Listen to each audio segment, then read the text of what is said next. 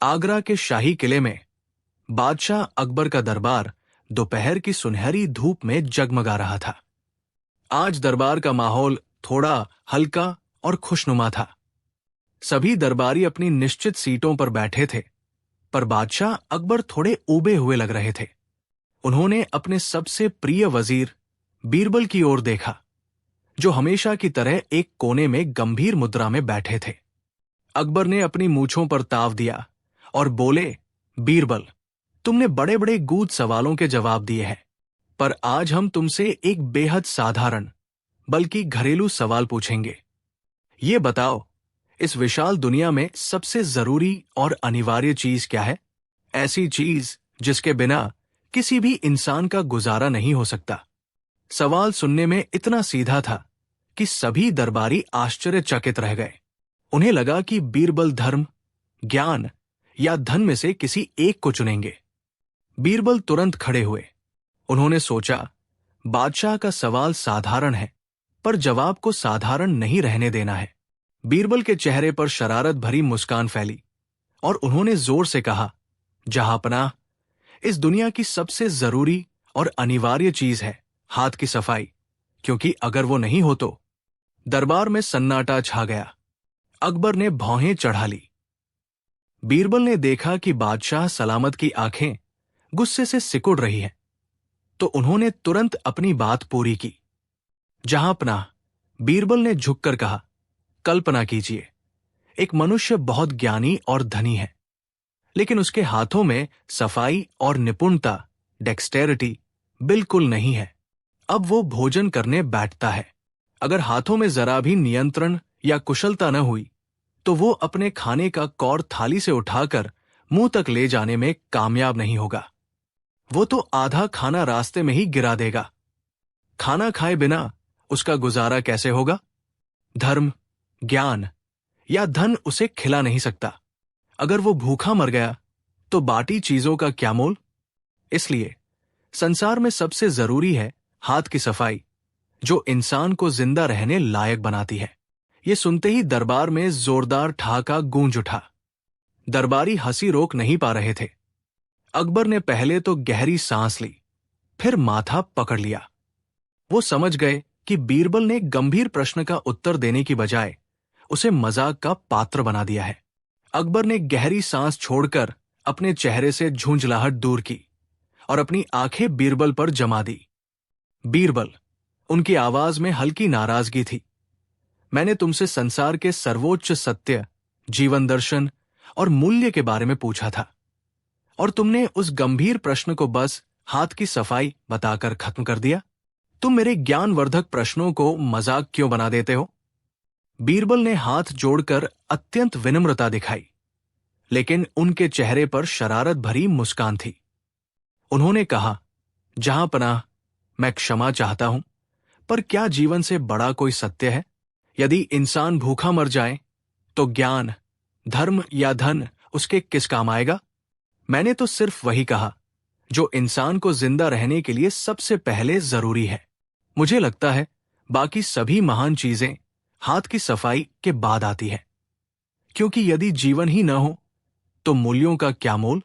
अकबर अब जानते थे कि बीरबल को तर्क से हराना असंभव है, खासकर तब जब उन्होंने अपनी बात सिद्ध करने के लिए एक सरल और हास्यास्पद उदाहरण चुन लिया हो। अकबर ने एक लंबी, गहरी सांस ली और माथे पर हाथ टिका लिया। बीरबल, उन्होंने लगभग चीखते हुए कहा, पर उनकी आवाज में निराशा कम और शुद्ध मनोरंजन अधिक था। तुम कभी नहीं सुधरोगे। तुम हमारे सारे महान दर्शनों को 2 रोटी और एक मजाक में बदल देते हो। सभी दरबारी, जो पहले गंभीर बहस सुन रहे थे, अब अपने मुंह पर हाथ रखकर हंस रहे थे। उन्हें अंदाजा भी नहीं था कि जीवन का सबसे बड़ा सत्य क्या है जैसा गंभीर प्रश्न अंततः एक खाली पेट और हाथ की सफाई पर आकर खत्म होगा। अकबर ने आखिरकार हार मानते हुए अपना हाथ हवा में लहराया। ये बहस यही खत्म होती है। मैं स्वीकार करता हूं कि भूख को हराना तर्क से भी कठिन है। बीरबल ने सम्मानपूर्वक झुककर कहा, जहांपनाह, मजाक कभी कभी सबसे तेज सत्य होता है। अगर मैं जीवन के परम सत्य पर घंटों बोलता तो कोई याद न रखता, पर हाथ की सफाई जरूर सबको याद रहेगी। और मुझे लगता है यही मेरी जीत है। अकबर ने अपनी कुर्सी पर टिककर एक गहरी सांस ली। उनके चेहरे पर पराजय का शिकन नहीं, बल्कि अद्भुत हास्य था। दरबार में सन्नाटा टूट चुका था और अब धीमी फुसफुसाहटें शुरू हो गई थी। फुसफुसाहटें जो बीरबल की बुद्धिमत्ता की प्रशंसा कर रही थी। बीरबल, अकबर ने कहा, उनकी आवाज में स्नेह और थोड़ी सी चेतावनी थी, तुम मेरी सबसे बड़ी समस्या और सबसे बड़ा समाधान दोनों हो। तुम्हारे मजाक में हमेशा इतना तीखापन होता है कि वो सवाल को ही खा जाता है। उन्होंने अपने मुकुट को सीधा किया। दरबारी गण अब खुले तौर पर बीरबल की बुद्धिमत्ता की प्रशंसा कर रहे थे। खास तौर पर मुल्ला दो प्याजा, जिन्होंने चुपचाप अपने खाने के बाद बचे हुए दाने समेटे थे, अब फुसफुसाए, बुद्धिमान व्यक्ति जानता है कि खाली पेट से बड़ा कोई सत्य नहीं। अकबर ने आदेश दिया कि बीरबल को 100 मोहरे पुरस्कार में दी जाए और घोषणा की कि अगली बार वो ऐसा प्रश्न पूछेंगे जिसका उत्तर केवल गंभीरता ही दे सकती है। लेकिन मन ही मन वो जानते थे कि बीरबल उस गंभीर उत्तर को भी किसी न किसी मजाक में बदल देगा।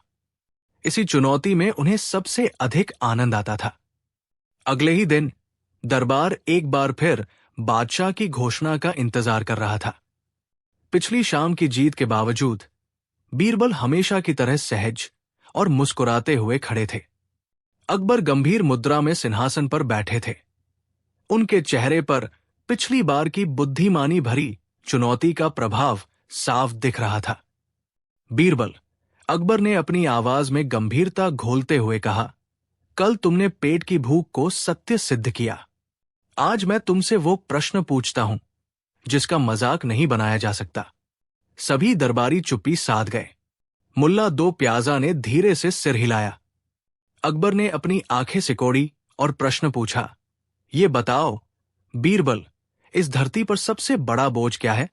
सबसे भारी चीज जिसे उठाना मनुष्यों के लिए सबसे मुश्किल होता है?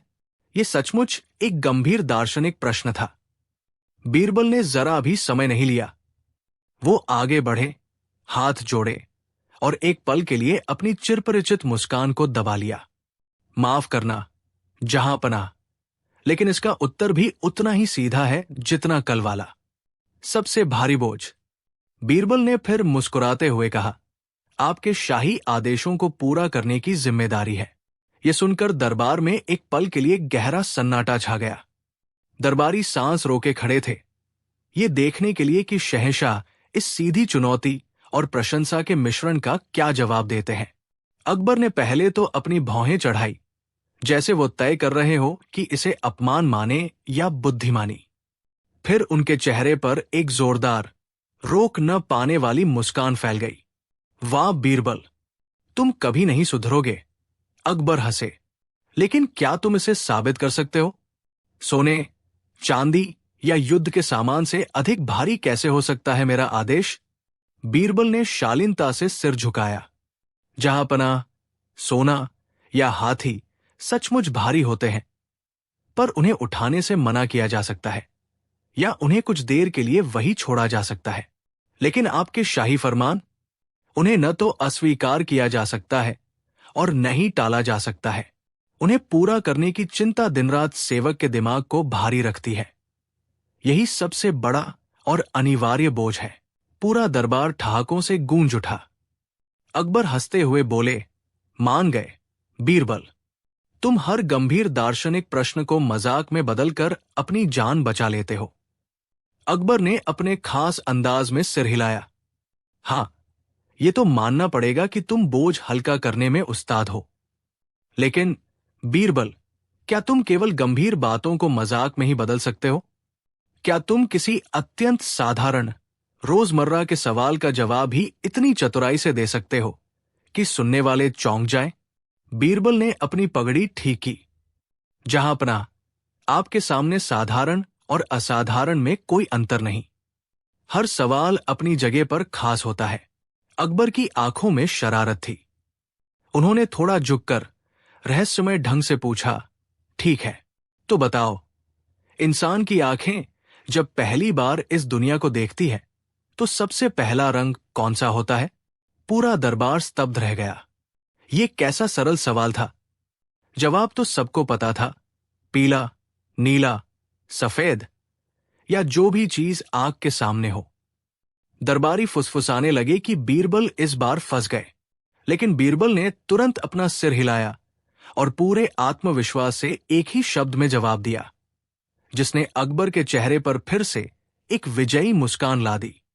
बीरबल ने जिस एक शब्द का उच्चारण किया वो था काला। पूरा दरबार स्तब्ध रह गया। काला? ये कैसा जवाब है? दरबारी फुसफुसाए। सबको लगा कि बीरबल ने शायद पहली बार कोई मूर्खतापूर्ण उत्तर दिया है, लेकिन अकबर की आंखों में संतोष था।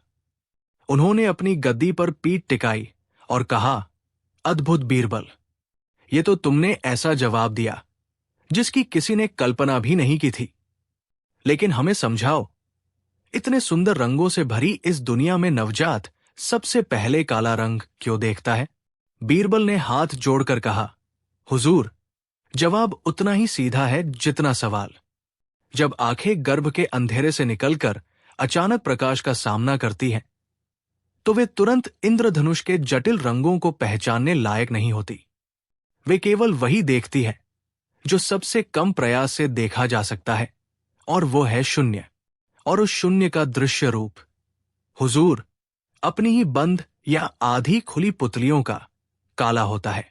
ये सुनते ही दरबार में हास्य की एक लहर दौड़ गई।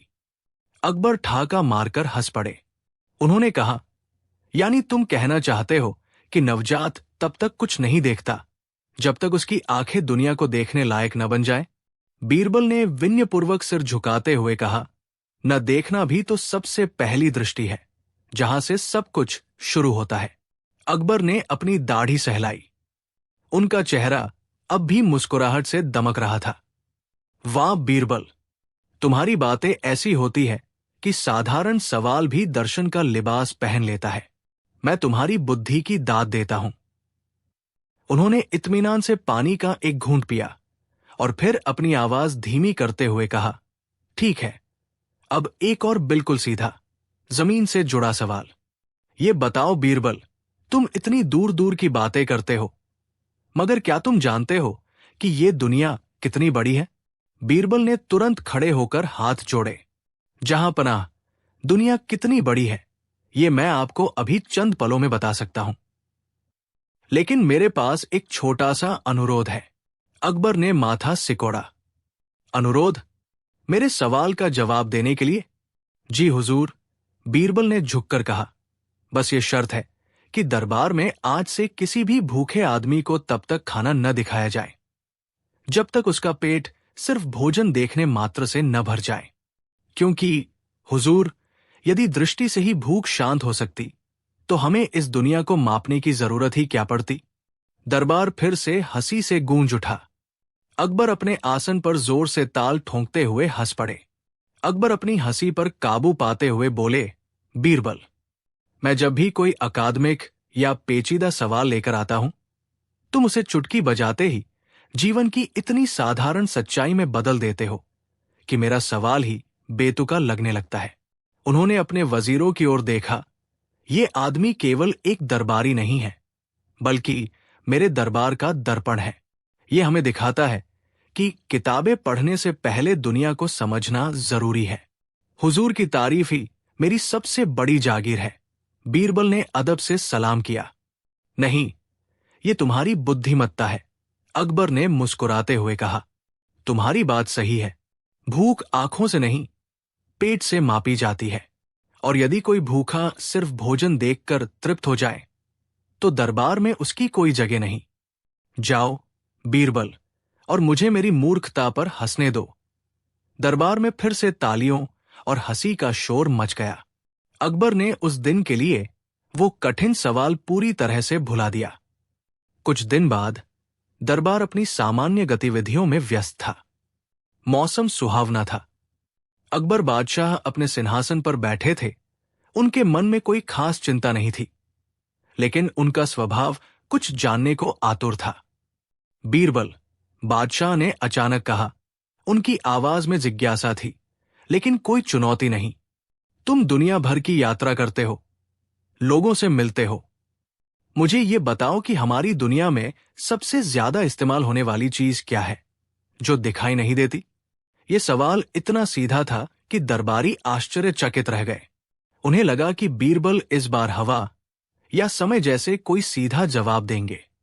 लेकिन बीरबल ने एक क्षण के लिए सम्राट को देखा, फिर धीरे से मुस्कुराए। जहांपनाह, सबसे ज्यादा इस्तेमाल होने वाली चीज जो दिखाई नहीं देती, वो है राय, ओपिनियन। अकबर ने भौहें चढ़ाई। राय? इसका क्या मतलब है? हुजूर, बीरबल ने अदब से झुककर कहा, दुनिया में हर कोई अपनी राय का इस्तेमाल करता है, चाहे वो सही हो या गलत। हर आदमी उसे जोर शोर से बांटता है, जबकि वो किसी काम की नहीं होती। वो इतनी हल्की होती है कि हर कोई उसे आसानी से उठा लेता है, और इतना ज्यादा इस्तेमाल होती है कि हर कोई उसे मुफ्त में दे देता है। दरबार में इस बात पर फिर से ठहाके गूंज उठे। अकबर भी अपनी हंसी नहीं रोक पाए। अकबर ने अपनी हंसी को नियंत्रित किया और आंखों से आंसू पोंछे। बीरबल, तुम हर बार मेरे सीधे सवाल को इतनी कुशलता से घुमा देते हो कि मुझे खुद अपने सवाल पर संदेह होने लगता है। मैंने सबसे ज्यादा इस्तेमाल होने वाली वस्तु के बारे में पूछा था, और तुमने इंसानी दिमाग की सबसे ज्यादा इस्तेमाल होने वाली कमजोरी बता दी। बीरबल ने फिर से अदब से झुककर सम्मान प्रकट किया। हुजूर, मैंने केवल सत्य बताया है। यदि कोई आदमी अपनी राय को छांट कर, परख कर इस्तेमाल करता, तो शायद वो इतनी मुफ्त में नहीं बांटी जाती। लेकिन इसका इस्तेमाल इतना अधिक होता है कि वो मूल्यहीन हो जाती है। फिर भी हर कोई इसे महान खजाना समझता है। अकबर ने संतोष से सिर हिलाया। स्वीकार करते हैं, तुमने आज न केवल सवाल का जवाब दिया, बल्कि एक बड़ा मजाक भी हम सबको दिखाया। अब ये बताओ, क्या तुम्हारे पास कोई ऐसी चीज है जिसका इस्तेमाल दुनिया में सबसे कम होता हो? बीरबल ने अपनी उंगलियों को हवा में घुमाया, मानो किसी अदृश्य वस्तु का तौल कर रहे हों। हुजूर, ये सवाल थोड़ा कठिन है, क्योंकि जिस चीज का इस्तेमाल दुनिया में सबसे कम होता है, वो इतनी दुर्लभ है कि लोगों को उसका अस्तित्व ही याद नहीं रहता। अकबर ने उत्सुकता से बीरबल की ओर देखा। हमें बताओ, वो कौन सी चीज है जो राय जितनी मुफ्त नहीं है, पर इतनी कम इस्तेमाल होती है?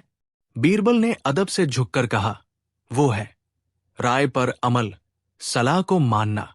दरबार में क्षण भर के लिए चुप्पी छा गई। बीरबल ने अपनी बात जारी रखी।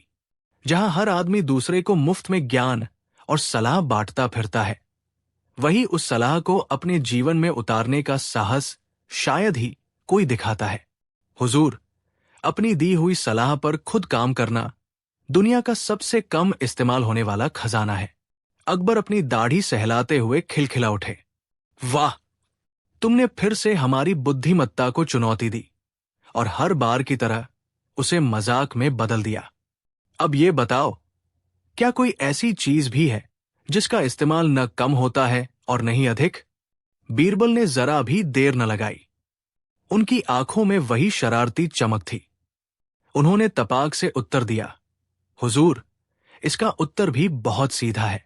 वह चीज जिसका इस्तेमाल न कम होता है और नहीं ज्यादा, वो है समय। अकबर ने अपनी दाढ़ी सहलाते हुए भौहें चढ़ाई। समय? तुम इसे कैसे सिद्ध करोगे? बीरबल ने कहा, जहांपनाह, समय अपनी चाल न किसी के लिए तेज करता है, न धीमा। वो हर पल, हर क्षण उतनी ही तेजी से इस्तेमाल होता है जितनी उसकी जरूरत है। हम चाहे जितने भी बड़े विद्वान हो या मूर्ख, हम समय की एक बूंद भी बर्बाद नहीं कर सकते, न ही उसे जमा कर सकते हैं। इसका उपयोग न हम चाहते हुए कम कर सकते हैं और न ही बढ़ा। वो तो अपनी गति से चलता रहेगा। किंतु हुजूर, यदि आप एक और मजेदार जवाब चाहते हैं, तो वो है पेट की भूख। इसका इस्तेमाल इतना संतुलित है कि ये न बादशाह को कम लगती है और न ही किसी गरीब को ज्यादा। ये हर किसी को एक समान लगती है। ये जवाब सुनकर दरबार में हल्की हंसी गूंज उठी। अकबर का चेहरा संतुष्टि से भर गया। अकबर ने संतुष्टि से बीरबल की पीठ थपथपाई। तुमने हमेशा साबित किया है कि तुम सचमुच रत्न हो। अब एक आखिरी बात बताओ। मैं तुम्हारे इतने सालों से साथ हूं, लेकिन मुझे अब तक यह पता नहीं चल पाया है कि तुम्हारे पास कुल कितनी संपत्ति है। दरबार उत्सुकता से शांत हो गया। ये एक निजी सवाल था। सभी जानना चाहते थे कि एक शाही सलाहकार के पास कितना खजाना होगा। बीरबल ने मुस्कुराते हुए उत्तर दिया, हुजूर, मेरी संपत्ति को पैसों में मापना संभव नहीं है, क्योंकि मेरी सबसे बड़ी संपत्ति तो महाराज का गुस्सा है। अकबर भौंचक के रह गए। ये क्या मजाक है? गुस्सा कैसे संपत्ति हो सकता है? हुजूर, बीरबल ने झुकते हुए कहा, जब भी मैं कोई बड़ी गलती करता हूं, आप केवल मुझ पर चिल्लाते हैं या कभी कभी मुझे दरबार से बाहर जाने की सजा देते हैं, पर आज तक आपने मेरा वेतन, तनख्वाह नहीं काटा। आपका गुस्सा आता है और चला जाता है, लेकिन मेरी तनख्वाह हमेशा पूरी मिलती है। इसलिए यह सबसे मूल्यवान और स्थिर संपत्ति है जो कभी कम नहीं होती। पूरा दरबार ठहाकों से गूंज उठा, यहां तक कि अकबर को भी अपनी हंसी नियंत्रित करना मुश्किल हो गया। मुगल सल्तनत का दिल, आगरा का भव्य दीवान एतास। बादशाह अकबर अपने नवरत्नों से घिरे बैठे थे, पर उनके चेहरे पर हमेशा किसी रौनक नहीं थी। उस दिन दरबार में अजीब सी उदासी छाई हुई थी। अकबर बीरबल की मजाकिया बातों और तानसेन के सुमधुर संगीत से भी खुश नहीं हो पा रहे थे। अकबर ने एक गहरी सांस ली और अपने भारी गले से घोषणा की, मेरे मन में खुशी का अभाव है। मैं चाहता हूं कि मेरे साम्राज्य का हर व्यक्ति खुश रहे। इसीलिए आज से 3 दिन बाद दरबार में एक अनूठी प्रतियोगिता होगी, हंसी की प्रतियोगिता। नियम सरल था। जो भी दरबारी या आम नागरिक बादशाह को सबसे जोरदार, सबसे सच्ची हंसी हंसाएगा, उसे सोने की 1000 अशर्फियां मिलेंगी और दरबार में विशेष सम्मान प्राप्त होगा। यह सुनते ही पूरे दरबार में फुसफुसाहट फैल गई। दरबारी चिंतित थे। बादशाह को हंसाना तलवार की धार पर चलने जैसा था। केवल बीरबल ही मंद मंद मुस्कुरा रहे थे। उन्होंने चुनौती स्वीकार कर ली थी। 3 दिन आंखों के पलक झपकते ही गुजर गए। इन 3 दिनों में दरबारियों ने अपनी पूरी ऊर्जा विनोद की सामग्री जुटाने में लगा दी। किसी ने दूर दराज के गांवों से मसखरे बुलवाए, तो किसी ने अपनी पीढ़ियों पुरानी हास्यकथाओं की पोथियां पलट डाली। वे रात भर आईने के सामने तरह तरह के चेहरे बनाने का अभ्यास करते रहे। दूसरी ओर बीरबल बिल्कुल शांत थे। उन्होंने तैयारी के नाम पर बस अपनी पसंदीदा किताब पढ़ी और हल्का भोजन किया। निश्चित दिन दरबार खचाखच भरा था। बादशाह अकबर सिंहासन पर बैठे थे। उनके चेहरे पर गंभीरता थी, जो चुनौती की पुष्टि कर रही थी। एक के बाद एक दरबारी और नागरिक आगे आते गए। उन्होंने उल्टे सीधे कपड़े पहनकर, अजीबोगरीब आवाजें निकालकर या घिसे पिटे मजाक सुनाकर कोशिश की। अकबर हर बार केवल एक लंबी सांस लेते या बस भौहें सिकोड़ लेते। दरबार में निराशा की लहर फैल गई। यह स्पष्ट हो गया था कि बादशाह को हंसाना वास्तव में असंभव था। अंत में सबकी निगाहें बीरबल पर टिकी। बीरबल शांत मुद्रा में मंच पर आए। उन्होंने न कोई चुटकुला सुनाया, न कोई अजीब हरकत की। इसके बजाय उन्होंने सम्राट अकबर को सिर झुकाकर प्रणाम किया, फिर अपनी पगड़ी उतारकर बगल में रखी और गहरी सांस ली। दरबार की चुप्पी इतनी गहरी थी कि एक पत्ता गिरने की आवाज भी सुनाई देती। बीरबल ने अपनी गंभीर मुद्रा बनाए रखते हुए कहा, जहांपना, मैं प्रतियोगिता शुरू होने से पहले ही अपनी हार स्वीकार करता हूं। पूरा दरबार स्तब्ध रह गया।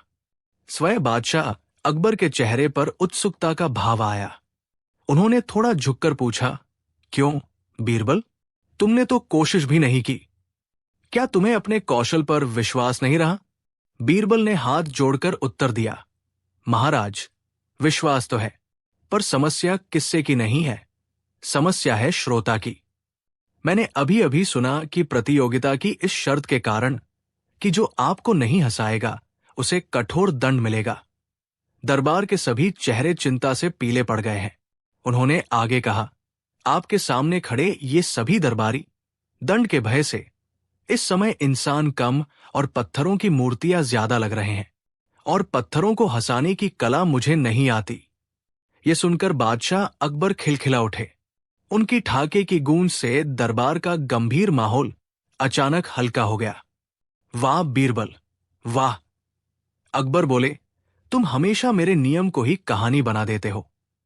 तुम्हारी बात में दम है। मैं स्वीकार करता हूं कि भय के कारण कोई कला फलीभूत नहीं हो सकती। उन्होंने तुरंत दरबारियों की ओर मुड़कर घोषणा की, ठीक है, इस प्रतियोगिता के लिए मैं कठोर दंड की शर्त वापस लेता हूं। आज कोई दंड नहीं होगा, केवल सम्मान होगा। जो अपनी बुद्धि और हास्य से मुझे प्रभावित करेगा, उसे ही उचित इनाम मिलेगा। अकबर ने बीरबल की ओर देखकर मुस्कुराते हुए कहा, अब जब डर का पर्दा हट गया है, तो दिखाओ अपनी कला, मेरे सबसे चतुर दरबारी। सभी दरबारियों के चेहरों पर राहत की एक लहर दौड़ गई। अब बीरबल की बारी थी। उन्होंने सम्मान में सिर झुकाया और अपनी विजय की योजना को अंतिम रूप देना शुरू कर दिया। प्रतियोगिता शुरू हुई।